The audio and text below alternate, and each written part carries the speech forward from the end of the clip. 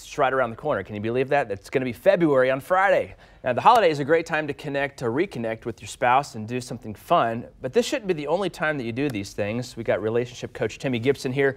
Tell us why it's important to have fun with your significant other throughout the year. So let's just start off. Well, first off, happy 2019, and thanks for being here again. Absolutely. First part of this year.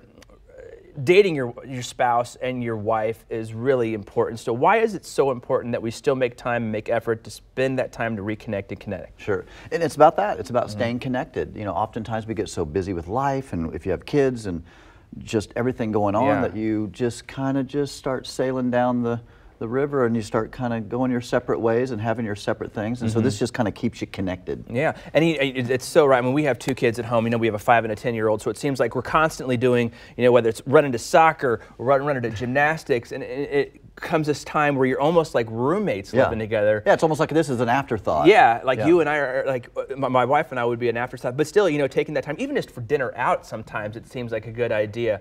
But what does dating still do for your relationship? How does that really drive that forward? It really helps you to just, again, reconnect on a regular basis and to not forget each other. And again, that's the most difficult part of a long-term relationship is you just get busy with life. Of course, up front it's easy. You know, when you first meet, you're dating and you're writing letters and you're getting gifts and you're, you know, when they call you, you're excited, like, hello, you know, and then after a while they call you and you're like, I'm busy, I'll call me back. But, you know, or you're screening, it's like, oh, voicemail, what you need, I'll text you. And so, you know, you want to keep that connection, you want to keep that fresh, so that you don't, you know, take each other for granted and forget each other. How would you suggest going about getting on a schedule of dating with your significant other? I mean, obviously, like you said in the beginning, it's really easy to go, but as you get more involved, you get married, you have kids, how often, well, for example, my wife and I have been married 12 years, you know, and I almost said 10, but it's 12. So, I mean,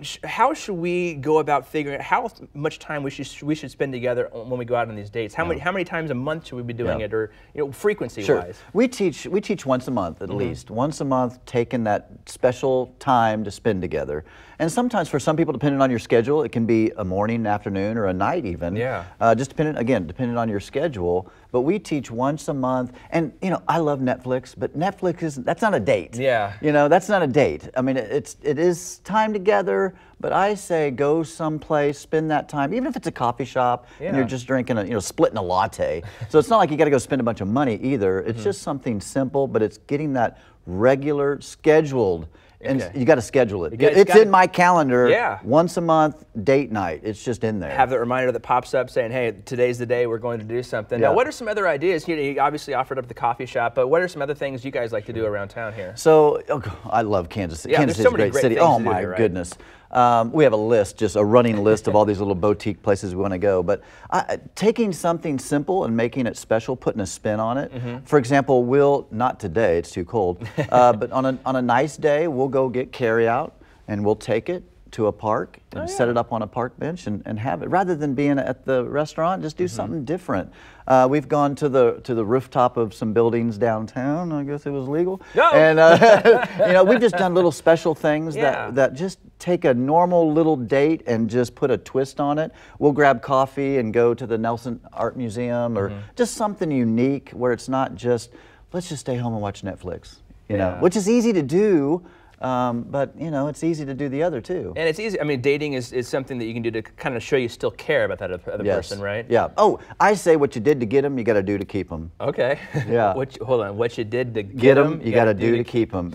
You should put on that a T-shirt or something. You know? I should, actually. Just put the skyline behind Kansas City on it and then put that phrase on it. You're going to sell millions of T-shirts. It'll be the next big thing. That'd be awesome. Well, Timmy, thanks to you again for being here today and for great tips. And, you know, on that same vein, we like to go up to the River Market and kind of walk around those shops. And there's coffee shops and beignets up there and everything. Just kind of like to get a bite to eat up there. But just kind of sometimes just sitting around and having that conversation and like doing some people watching too is always a lot of fun. And doing a new place, you know, finding a new place or bouncing around. We'll do dinner here. And then we'll go here for dessert. Okay. Just to mix it up. Yeah. Well, I like it. Thank you, Timmy. It's always a pleasure, and happy 2019. And again, thank you for being here today.